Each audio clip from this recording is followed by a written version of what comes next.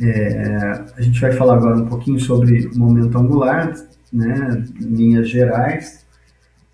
Aqui a gente vai sempre buscar na nossa sacola de conhecimento um pouco do que a mecânica clássica traz, né? Lembrando que o momento angular, L, aí, ele é um vetor que ele está associado com o produto vetorial aí entre R e P, né? Então, ou seja, se eu tiver um corpo que tem uma certa trajetória, R, né, nessa direção, e eu aplico aí uma velocidade, né, ou seja, um momento, esse cara vai começar a fazer um momento orbital, certo? E aí a gente pode associar aí esse momento com a taxa de variação do torque realizado por uma força, né? Porque para tirar esse cara do movimento que ele vinha fazendo, o que eu tenho é que esse momento angular ele está associado a esse torque.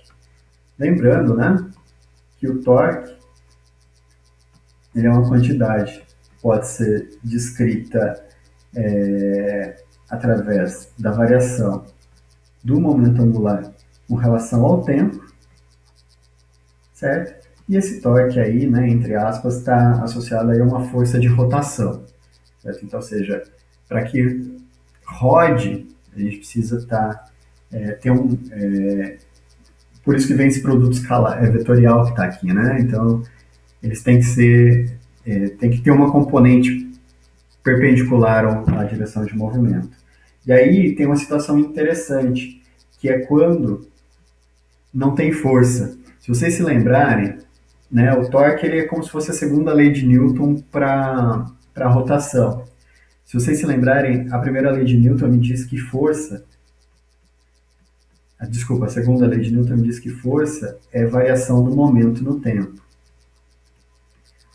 Se a força, lembrando que essa é a força total resultante sobre um certo sistema. Se essa força for nula, eu tenho que a derivada do momento no tempo é zero. Isso aqui me leva a uma lei de conservação, que é o momento é conservado, o momento ele é constante, tá? Certo? Porque a derivada de uma constante é zero. Então, essa é uma lei de conservação. Agora, se eu tiver o torque como sendo nulo, isso significa que a derivada do momento angular com relação ao tempo é zero. Então, significa que eu tenho outra lei de conservação, que é com relação ao momento angular. Então, o momento angular que é conservado, tá? Essa lei de conservação, ela está associada a uma simetria, né? Toda lei de conservação a gente pode associar a uma simetria, né? Segundo o teorema de Noether, em que essa simetria está associada, essa conservação do momento linear está associado ao fato de eu ter uma simetria de translação, né? Então, ou seja, se eu realizar um experimento numa posição, transladar esse experimento para outra posição equivalente, o resultado for o mesmo, significa que eu tive aí uma simetria de translação. Já o momento angular, se conservar, significa que eu tive uma simetria aí em que o espaço ele é isotrópico, né? Então a isotropia do espaço leva à conservação do momento angular. Então, ou seja, ele é conservado no tempo. Isso vale tudo na mecânica clássica, mas vale também na mecânica quântica. Só que a diferença é que o momento angular na mecânica quântica, né, colocando aí o L, ele passa a ser um operador, tá? E ele é um operador. Se ele é um operador, significa que associado a ele existe uma... Opa, deixa eu colocar chapéuzinho. Associado a ele existe uma base de autovalores, né? Então, vamos colocar assim, de estados UIs aí, certo? E autovetores, tá? Então, o que isso significa? Significa que se eu atuar com L sobre o I, ele vai me retornar um alto valor lambda I vezes o I. certo? E esse operador, ele é um operador hermitiano, ou seja, ele é um observável, eu consigo medir. Então, os autovalores aqui, eles são números que são reais, tá? E o I aí, ele forma uma base, então o I. O J é uma base ortonormal, tá? Então, tudo aquilo que a gente discutiu sobre vetores, né, nessa notação de Dirac se aplica a esse cara. E esse momento angular, ele está restrito ao que a gente chama de princípio de incerteza, né? Pois somente, note que ele depende tanto da posição quanto do momento. O princípio de incerteza, ele me diz que eu não consigo determinar com certeza a posição e o momento ao mesmo tempo, porque esses dois operadores são incompatíveis, né? Ou seja, eles não comutam, né? Se eu calcular o comutador na verdade agora do operador R, certo? Com o operador P, isso aqui é diferente de zero. Ou seja, se eu meço a posição, eu perco a certeza sobre a velocidade. Se eu meço a velocidade, eu perco a certeza. Lembra que o caráter probabilístico da mecânica quântica vem da medida, né? A gente já falou isso, tá? Então, como o L depende desses dois caras, então ele também tem uma incerteza que está associada, porque eu não consigo saber a posição com certeza, eu não consigo saber a velocidade com certeza. Então, a gente vai ter uma incerteza, né? E a gente vai ver que essa incerteza vai estar associada com as componentes do momento angular. Que as componentes do momento angular, Lx, Ly, Lz, elas não comutam. Mais tarde a gente vai ver que isso define para a gente uma álgebra toda especial e que ela pode ser expandida também, por exemplo, para outros momentos angulares, como por exemplo o momento de spin, tá? Então toda a álgebra que a gente fizer para os momentos angulares a gente vai aproveitar aí para o spin. Então isso tem um papel fundamental em sistemas que têm simetria de rotação, né? Porque sistemas que têm simetria de rotação têm conservação aí de momento, né? E não só conservação, né? Eu posso ter variação, mas eu tenho essa simetria. Então, eu posso descrever, a gente pode ver, depois eu vou mostrar para vocês, que a própria parte angular do átomo de hidrogênio, ela pode ser descrita em termos do momento, do operador momento angular, tá? Então, existem alguns operadores de momento angular. Então, tem o momento angular total, né? Então, que nada mais é do que a soma dos momentos angulares orbital e do momento angular de spin.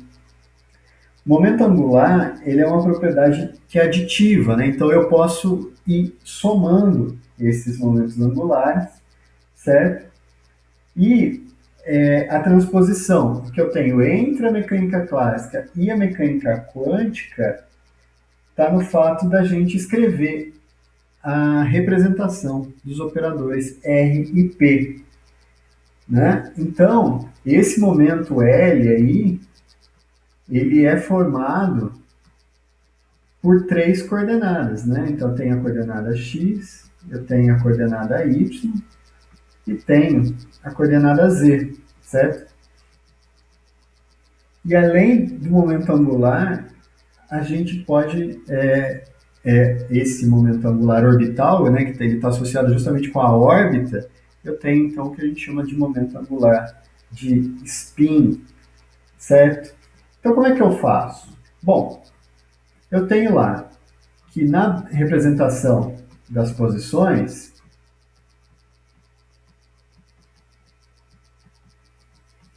o R operador está diretamente relacionado com o R vetor. Já o momento linear P, ele está relacionado com a menos IH e a derivada. Lembrando que em três dimensões eu tenho esse operador nabla, né? O nabla aqui, ele é del x na direção I, mais del y na direção j, mais del z na direção k, tá? Então, na representação das posições, o momento ele ganha essa cara de operador diferencial, de tal forma Se eu juntar o L, operador, que é dado como R, vetor, P, isso aqui vai ser R, tá? O próprio R que a gente está acostumado, certo? Vetor com P, que é menos IH nabla, tá? Então, isso aqui vai ser menos IH R vetor nabla. Então, essa é a representação do momento angular, operador momento angular na base das posições. E aí, a gente pode olhar para as componentes, porque tá vendo? Isso aqui é um produto vetorial. O produto vetorial, ele retorna um vetor, certo? E como é que eu posso representar esse L, então? O L aí, desculpa, deixa eu pôr o chapéuzinho aqui, ele pode ser representado como menos IH, tá? Epsilon de I JK, onde esse cara aqui é o tensor de Levi-Civita.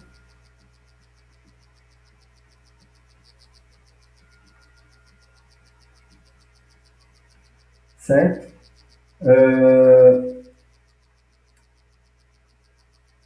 RJ nabla K, tá? Aqui eu estou usando a notação que a gente chama de notação de Einstein,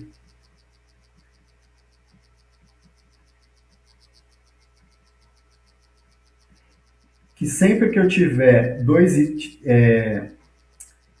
índices repetidos, eu estou fazendo uma soma nesses índices que estão repetidos. Então, por exemplo, eu estou fazendo uma soma em J e uma soma em K. Tá? Em outras palavras, eu estou escrevendo isso aqui é exatamente a mesma coisa aqui.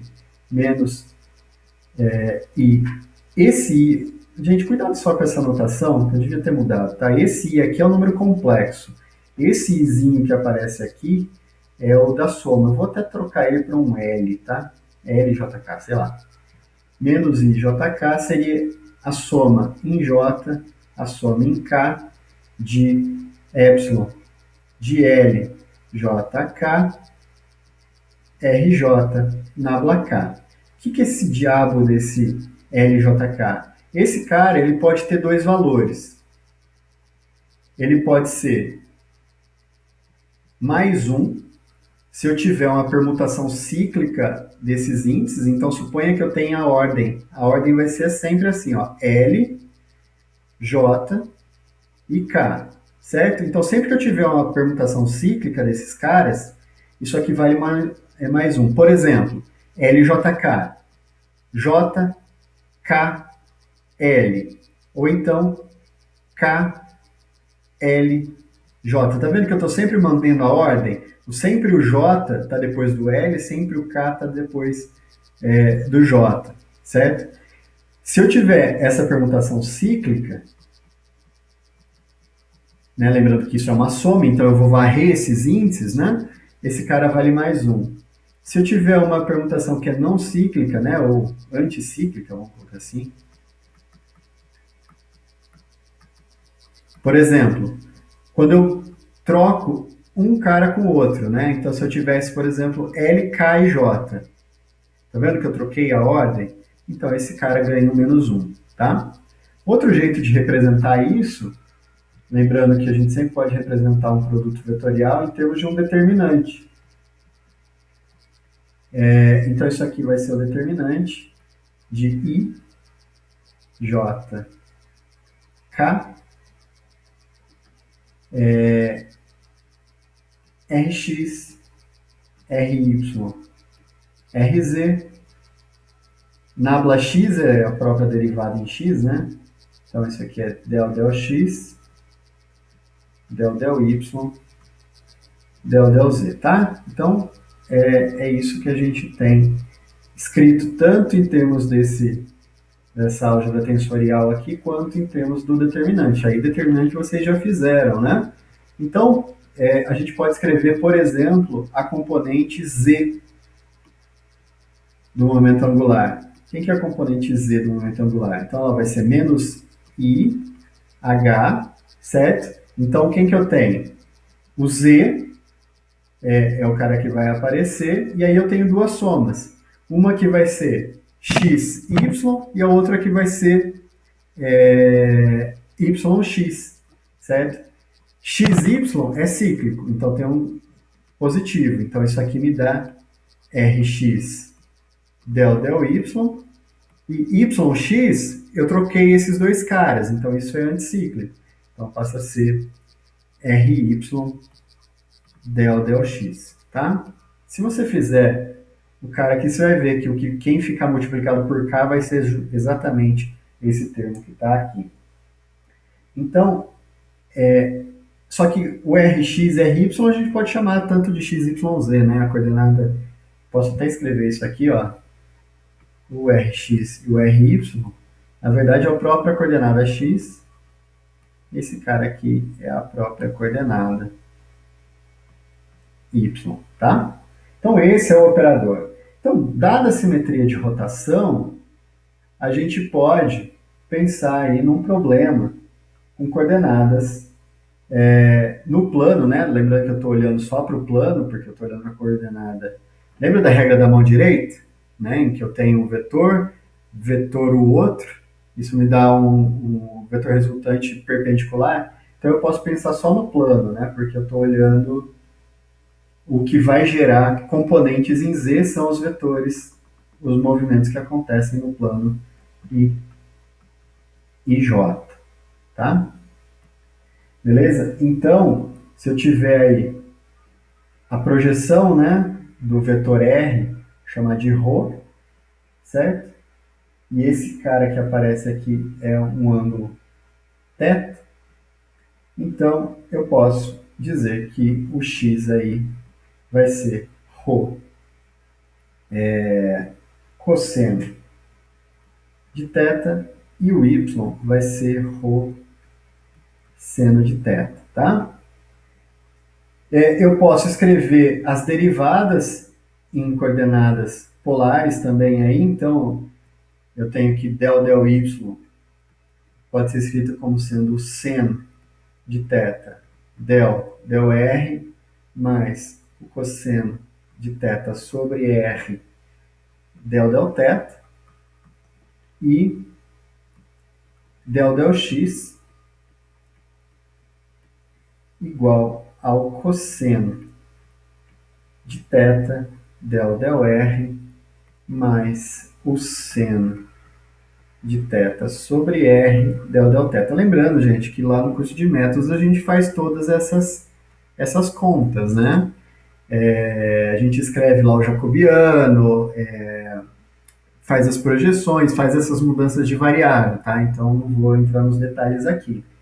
Se eu voltar isso lá para o momento angular, então eu tenho que a componente z, ela passa a ser menos i h r cosseno de θ, seno de θ. Vou escrever del r, só para encurtar a notação, tá? Mais cosseno de θ sobre r del θ, isso aqui, menos r seno de θ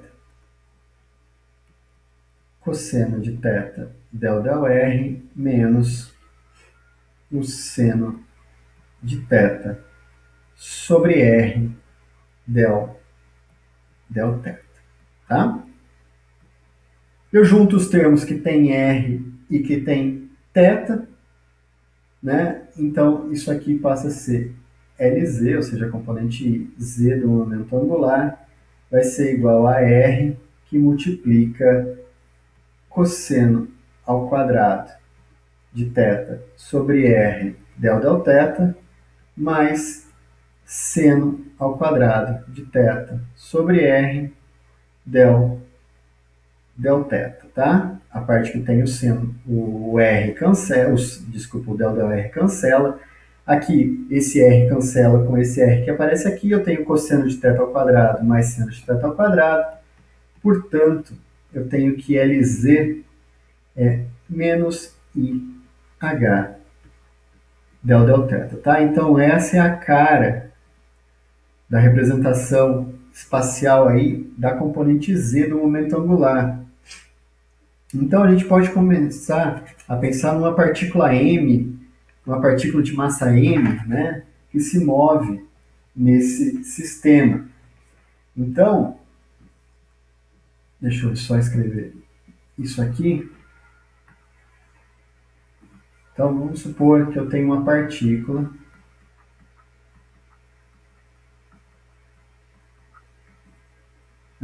de massa μ, certo? Quem que é o momento dela? Ela vai ter um momento na direção x, certo? Mais um momento na direção y, tá? Lembrando que quanticamente isso aqui vai ser dado por, lembrando que esse cara aqui vai ser menos IH del x menos IH del y, de tal forma que o operador energia cinética, que é o P2 sobre 2m, passa a ser menos H2 sobre 2μ del x ao quadrado mais del y ao quadrado, tá? Lembrando que se eu voltar aqui e escrever del y e del x em coordenadas polares, o que a gente vai ter é que, façam essa conta, né? Vou chamar isso aqui de um K, tá? O operador energia cinética. A gente vai ter aqui esse K, ele vai ser dado por menos H2 sobre 2μ, a derivada segunda com relação ao raio, mais 1 sobre R2, a derivada segunda com relação à coordenada θ, certo? Lembrando que esse 1 sobre R2 del θ, eu posso escrevê-lo em termos disso aqui, certo? Então, ó, eu posso escrever que Lz ao quadrado, ele vai ser menos com menos, o I ao quadrado dá menos H2 del 2 del θ2. De tal forma que eu posso escrever del 2 del θ2 como sendo menos Lz ao quadrado dividido por H2. Se eu volto para aquele outro problema, então essa energia cinética vai ser... gente, deixa eu ver. É isso mesmo. Então eu tenho aqui, ó, menos H2 sobre 2μ del 2 del R2, né? E aí eu tenho menos 1 sobre R2 del 2 del θ2. Mas isso aqui é menos Lz ao quadrado sobre H2. Lembrando que tem esse termo aqui que eu não pus, né? Que é o H2 sobre 2μ, tá? Então, se eu simplificar os termos aí, eu tenho H2 sobre 2μ del 2 del R2 mais 1 sobre 2μ R2 Lz ao quadrado, tá? Notem que quando eu escrevi a energia cinética da partícula em coordenadas polares, eu tenho aqui a energia cinética radial e eu tenho aqui um termo que que tem a cara de um potencial. Tá vendo que ele não tem derivadas? Então isso aqui tem a cara de um potencial. E ele é, na verdade, um potencial centrífugo. Então, o fato de eu usar a simetria do problema, que é essa simetria de rotação, eu posso escrever o meu sistema em termos... Então, pensa assim, eu tenho só uma partícula que está executando uma rotação, né? Para que ela execute uma rotação, ela vai ter um momento angular, certo? E como ela está no plano, então isso gera um momento angular em Z, ela está no plano XY, isso gera um momento angular em Z, que é esse LZ que está aqui. Opa, desculpa. Então, como é que eu resolvo esse problema? Né? Lembrando que eu não tenho mais outro potencial, mas eu tenho esse potencial centrífugo. E esse potencial centrífugo, ele aparece do fato da gente sair de um referencial em que eu estou olhando a partícula e ir para o referencial da partícula. Na hora que eu vou no referencial da partícula, então eu passo a descrever em termos desse termo que é o Lz2 aí.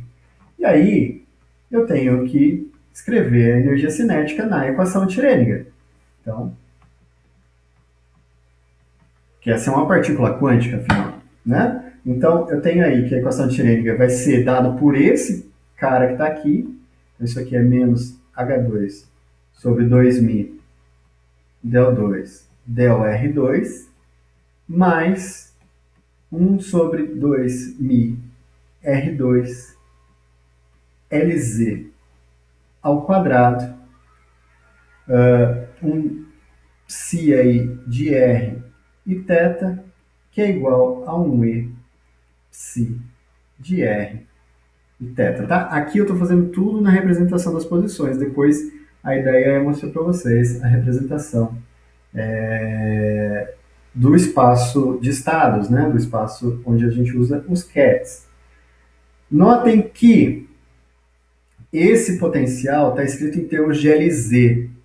Se o momento se conservar, ou seja, se o torque for nulo, então o momento se conserva, então esse cara é uma constante do movimento. Esse é um potencial que depende somente de R. Tá vendo que ele tem um potencial que é um potencial central também, né? Então esse é um problema conservativo, se o momento conservar, né? Ou seja, eu tenho uma conservação nesse problema.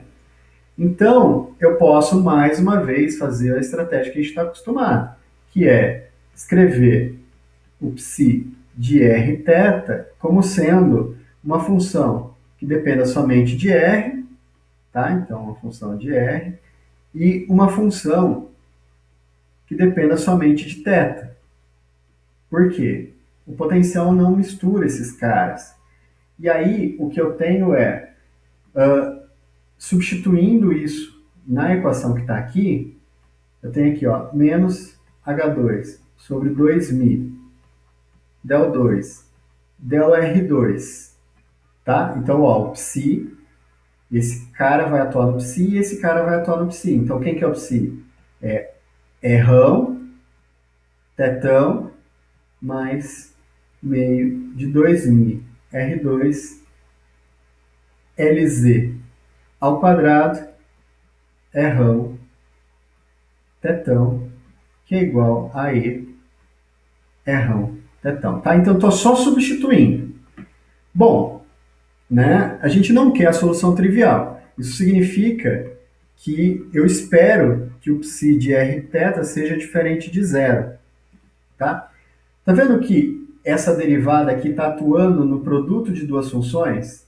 Então, eu aplicaria a regra da cadeia. Né? Então, isso aqui seria menos H2 sobre 2μ, a derivada do primeiro vezes o segundo, tá? Então é d2 dr2 de rão vezes tetão mais o primeiro vezes a derivada do segundo.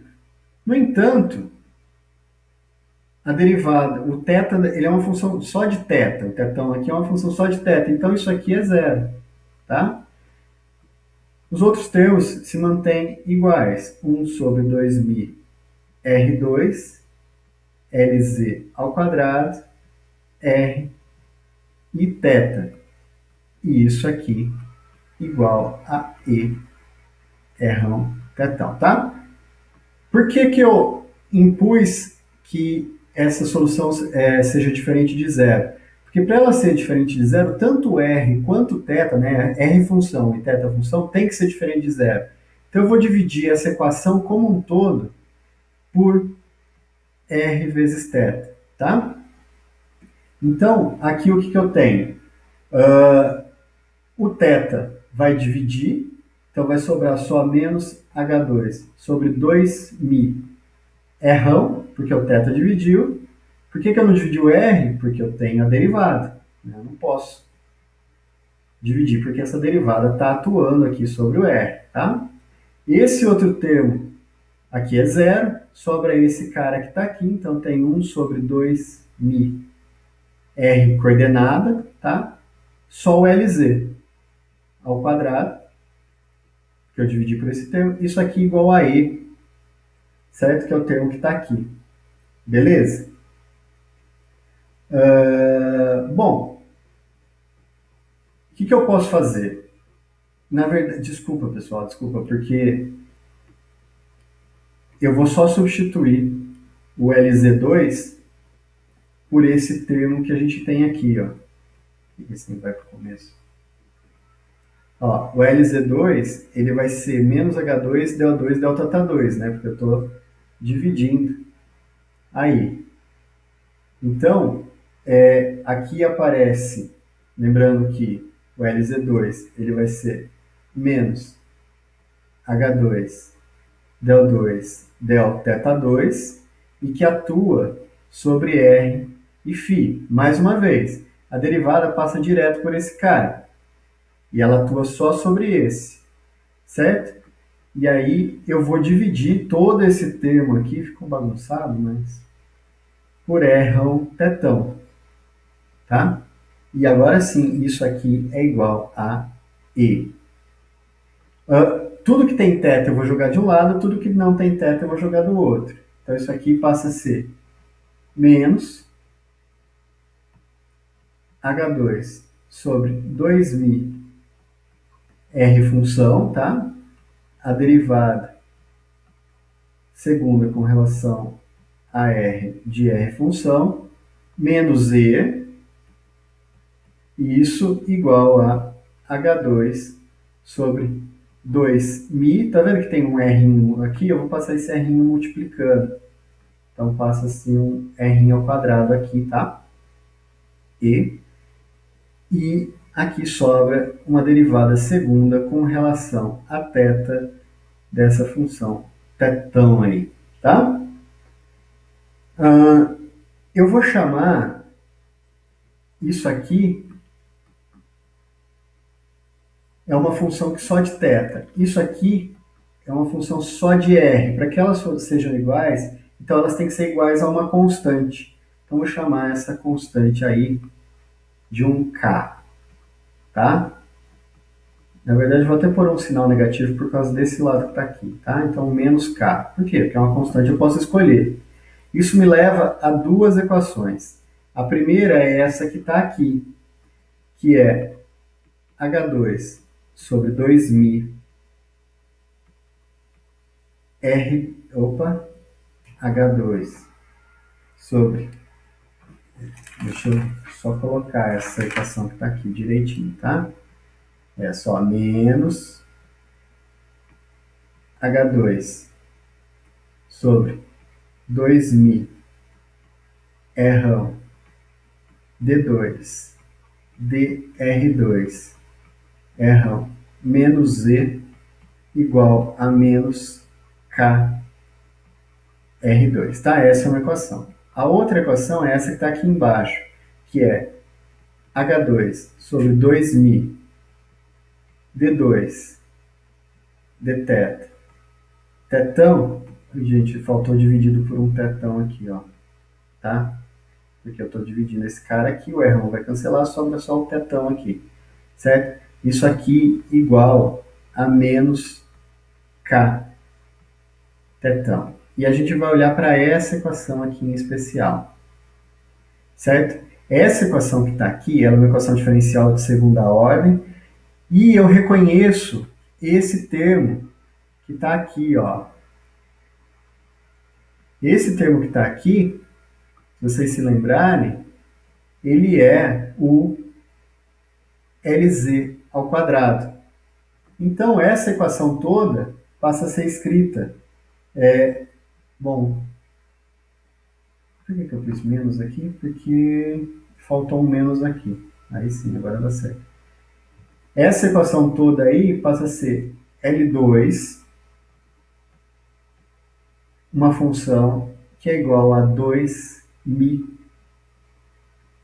K, uma constante, essa mesma função. Se vocês se lembrarem, essa aqui é uma equação de autovalores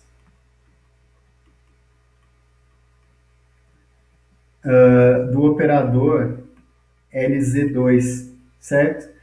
Então, eu tenho que 2μ vezes K, lembrando que o K vai depender da solução radial, certo?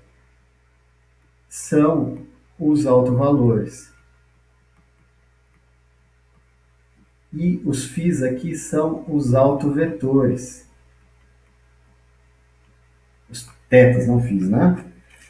E aí, como é que eu posso pensar nessa equação? Olha, eu posso pensar nessa equação, simplificar ela como se fosse assim, ó. Imagina que eu tenho um LZ que atua sobre um LZ que atua em φ, em θ, né? Então, que é o que gera L2. E eu posso decompor isso aqui como sendo raiz de 2μk vezes raiz quadrada de 2μk, certo? Porque se eu fizer o produto de duas raízes quadradas, vai dar esse termo que está aqui, vezes tetão. Então, eu posso observar aqui, daqui, ó, LZ, que atua em θ, igual a raiz de 2μk,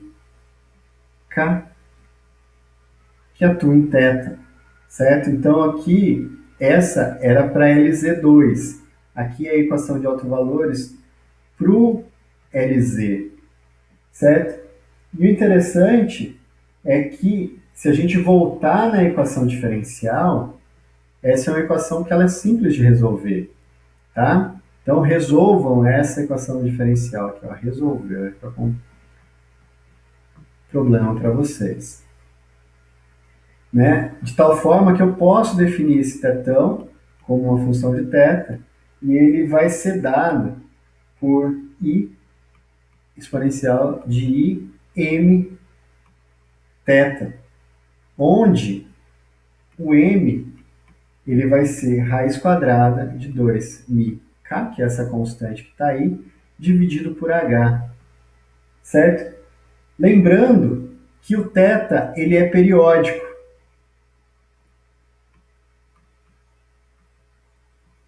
Né? Porque eu estou lá nas coordenadas polares, ou seja, ele vai de 0 até 2π. Né? Então, ele vai de 0, é 0, não θ, de 0 até 2π. Vamos colocar assim, aberto um fechado no outro.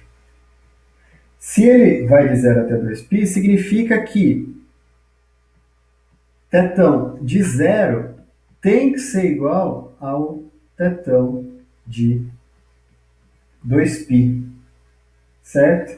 Ou de θ mais 2π, tá? Então a gente pode escrever o seguinte, que na verdade até posso escrever isso aqui de forma mais genérica.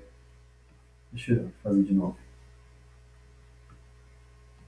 Para um dado θ, isso aqui, se eu der uma volta de 2π, o valor tem que voltar em θ mais 2π. Tá? Se eu substituo isso nessa equação que está aqui, isso me diz que a exponencial de menos i m θ tem que ser igual a exponencial de menos i m θ mais 2π. Né? Exponencial da soma é o produto das exponenciais, então eu tenho menos i m θ, exponencial de menos i m 2π. Essa aqui cancela com essa, e isso implica que a exponencial de menos i m 2π é igual a 1, certo? Se você escrever, né, se você escrever aqui a exponencial em termos de senos e cossenos, usando que exponencial de um ik igual ao cosseno de k mais o i seno de k, certo? Você vai ver que para que essa coisa se cumpra, só se o m ele for um inteiro e valer mais ou menos 1 ou mais ou menos 2, mais ou menos 3, tá? Então ele é um inteiro. Então, ou seja, essa função de onda ela é quantizada. Se o m é um inteiro, significa que Lz, que atua em φ, vai ser igual a... Olha aqui, ó. Lembra que isso é raiz de 2 μk? Então, eu tenho mh. mh φ. Então, eu tenho aqui a equação de autovalores e autovetores para a componente z. E eu tenho uma quantização. E esse m aqui é o que a gente chama de número quântico magnético. Né? Por que magnético? Porque ele está associado, por exemplo, a exatamente a mesma coisa que você tem para a parte angular do átomo de hidrogênio, por exemplo. Né? E se a gente pensar o movimento do átomo de hidrogênio, ele está associado à interação eletromagnética. Tá?